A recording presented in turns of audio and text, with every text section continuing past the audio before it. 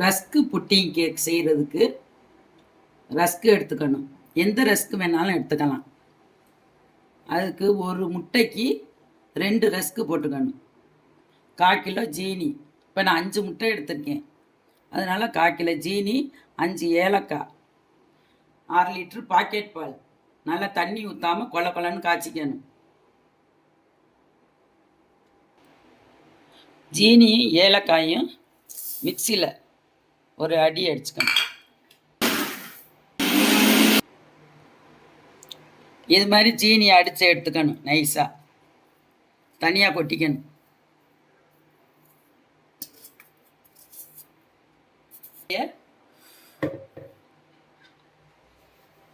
முட்டை உடச்சி ஊற்றிக்கணும்.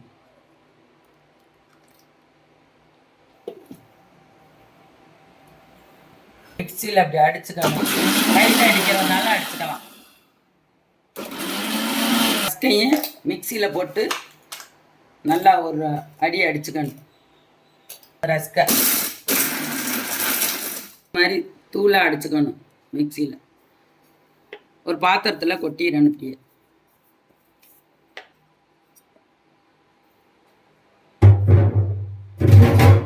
ஜீனியை அடித்த ஜீனியை இதிலே கொட்டிக்கணும்.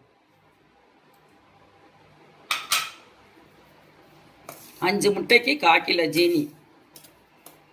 எவ்வளோ வேணாலும் கூட சேர்த்துக்கலாம் ஜாமாங்க. முட்டை கூட வச்சா கூட ஜாமான் சேர்த்துக்கலாம். முடிச்சு வச்சுருக்கோம், அதையும் இதில் ஊற்றிக்கணும்.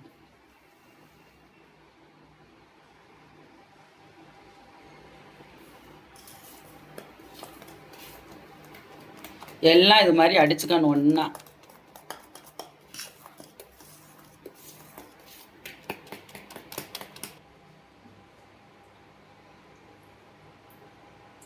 ஒரு துளி உப்பு போடணும். அப்போ தான் டேஸ்ட்டு கொடுக்கும். கொஞ்சோண்டு, நிறைய போட்டுறாது. இப்போ பால் பாக்கெட் பால் தண்ணி ஊற்றாமல் காய்ச்சி வச்சுருக்கோம். அது நல்லா ஆறிடும். 1/2 லிட்டரும் அப்படியே ஊற்றணும். 5 முட்டைக்கு 1/2 லிட்டர் பால்.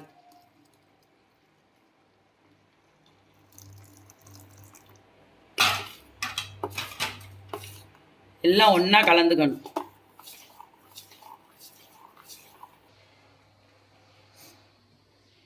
குக்கரில் இந்த அளவு நெய் போட்டு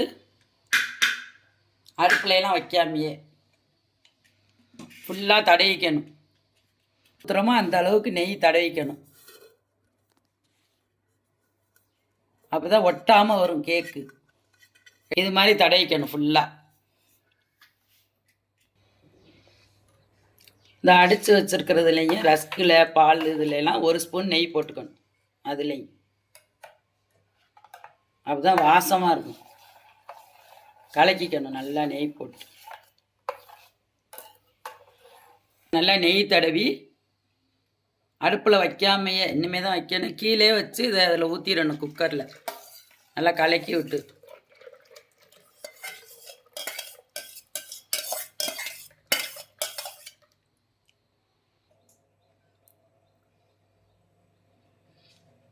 கடாயை வச்சு கொஞ்சமாக நெய் ஊற்றணும். இந்த முந்திரி பருப்பை வறுத்து அதில் போடுற அளவுக்கு.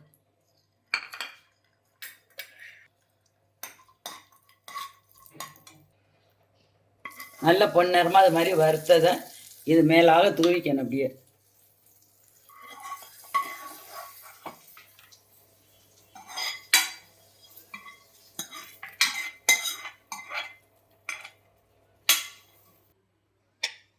குக்கரை மூடிடணும். ஊற்றிட்டு